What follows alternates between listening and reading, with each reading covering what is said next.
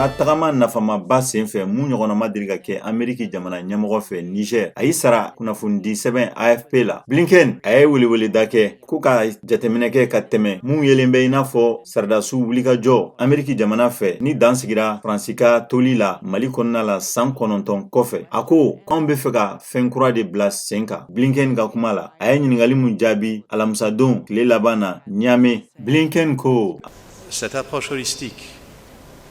pour nous, pour nos deux pays, ça c'est la clé du succès. Et là aussi, il y a un investissement très important. Ameriki jamana bena $150 million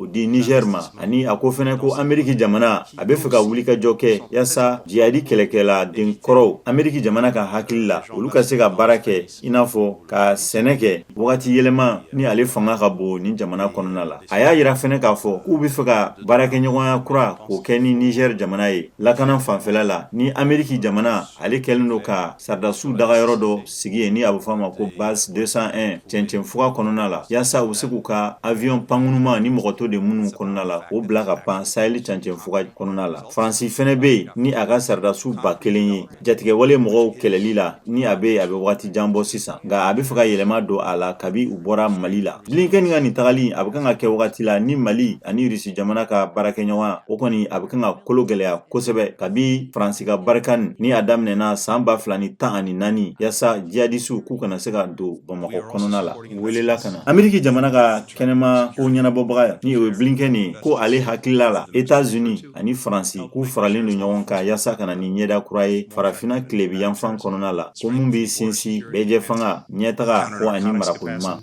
Stemming trafficking, helping to investigate, prosecute, and ultimately reduce terrorism, violent extremism.